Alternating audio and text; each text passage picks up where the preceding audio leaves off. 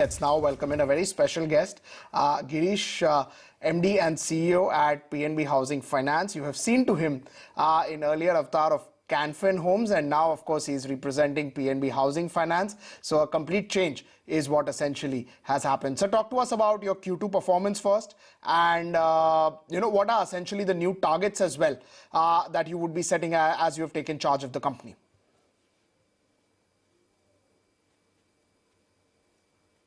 When compared to last year on a YOY, I think we have put up good numbers. I think there are two areas where we need to work, which we have identified. Of course, one is on the delinquency. We need to bring down GNPA, which we are planning. And you can see over the next few quarters, GNPA will keep coming down. Number one. Number two, in terms of credit cost, I think for this year, it will be around 1%. And next year, I think it will normalize. And if you look at disbursement, if I talk about H1, there is a growth of 40%. And whole year, we're talking about growth of 40% in disbursement. And book growth would be close to about 10%. So this is what, these are the key takeaways in terms of NIM and spread.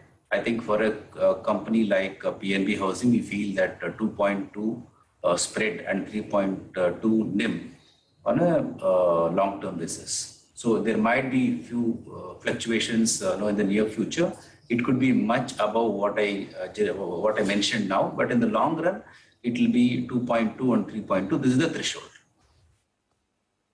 So how does it feel? Just about a 1 week time, you've taken over as the MD at PNB Housing, new targets, new set of people you're working with. How does it feel to represent the company in just about a week's time? I think it's really great because this team has done wonders in the past, and this is well aided by market, which is very, very robust. Affordability is quite low, demand is robust, and it is coming in from all segments and all geography. And this is something which the team knows, which I have been doing this for last many, many years, for more than 2 odd decades. So I think nothing new. I think only the tag is different, and a little bit of strategy is different. Otherwise, I think everything remains the same in this space. So I feel really honored, and I feel great to be part of this team, and team is really committed.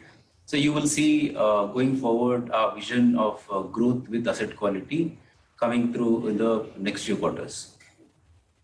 Congratulations on your new role once again. Thank you. Right. You just highlighted and alluded to the fact that you're looking to expand into the affordable housing loan segment. Tell us a little bit about what kind of demand momentum you're seeing on ground. Where is the bulk of the growth really coming in from, whether it's the affordable housing segment or otherwise? Yeah, I mentioned about market being very robust. I think it is robust in all segments. Talking about segments, largely two segments. One is affordable and the other one is non-affordable. Today, if you look at a book, a retail book is 52,000 crores. Out of that, affordable is 3,000.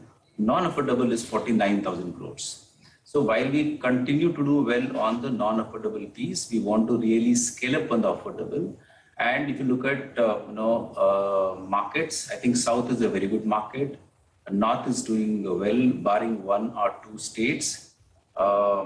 Then West is a good market. I think, of course, barring some states in East and couple of states in North, I think the rest of the states are doing well in affordable and non-affordable.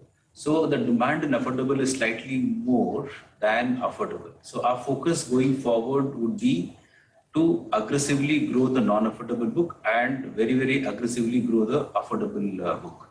So going forward, incrementally, we want to have mix of 75% non-affordable and 25% affordable, because we see huge lift in yield in the affordable segment.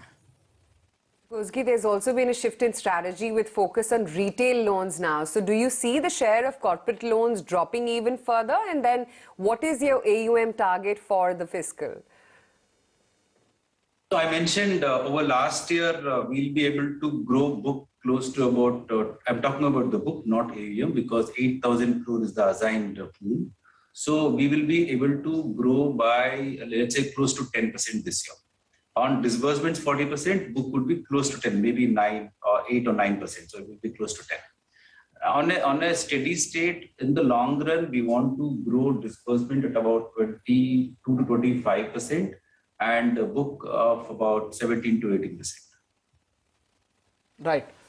So, I had just a few questions about, PNB, the sort of revamp that it has seen, and now that you've taken over charge, what are the initial challenges? Because last 4-5 years, they've tried to do a lot of things, but somehow, somewhere or the other things have fallen out. So what will be your key challenges right now, and how do you plan to resolve, the last 4-5 years issues, which have actually, it is not triggered off, it was never off the table, but somehow the execution never triggered off. Actually, there are no challenges. I see only opportunities. I see a lot of scope, on the GNPA. So you will see quarter on quarter GNPA coming down. I think, but for that, I don't see any challenge at all. I think, of course, we need to get the growth back, and we have got the growth back. In H1, we have grown by 40%. Last year, quarter one was COVID impacted. So even if you have to, moderate that, discount that, the growth in this year, H1 will be about 30%. So this year we're talking about 40% growth in disbursement. So growth is back, and we will further grow from this level. A. B, there has been some challenge on the book growth. Even today we have the challenge. We are trying to fix the problem. Basically, the closures are very high. This includes all type of closures. So we want to bring that down. We have a very strong retention team. So we will work on that. A. B, scale up our disbursements. So eventually, book growth will catch up. So I don't see any challenge on the growth front. On the GNPA front, yes, definitely we have a pool which we need to work. We had a lot of challenges post-COVID. I think now that's history. So from going forward, I think you can see improvement in the GNPA. All right. So, how when loan growth happens and GNPA improves, how does the return ratio start to see operating leverage on the higher side as well? Can you just tell us the only way to probably make books look better, higher, or return ratios look better is growing loan growth, especially in the retail segment? See, our focus would be largely on retail. So today the corporate book is 5,700 crores. So the book is degrowing. And we may start corporate book in future. We are not sure of the timeline. We want to bring down delinquency on the corporate book to a reasonable level and then think of restarting. So till that point in time, the story is going to be largely on retail. New dimension to retail is that not just non-affordable, even affordable. So that, we will have that kicker in terms of growth in the disbursement and book. Now, talking about margins at this point in time, I think it's really fluctuating, and therefore, we feel that 2.2 spread and 3.2 NIM is what we will try and protect, so that we have, fix on the margins for next few quarters, and then relook at the margins again. So 2.2 and 3.2. A growth of about 22 to 25% on the disbursement and book growth of 17 to 18%. I think if you can get this piece right, I think rest all would fall in place. Absolutely, and good luck with that, Mr. Kousgi, and good luck with your tenure as well at PNB Housing once again. Thank you. Okay, that's the word coming in from Girish Kousgi, newly at the helm as MD and CEO at PNB Housing. That's PNB Housing and Trade has had a bit of a choppy ride. 0.7% is where the stock is dipping at right now. But SBI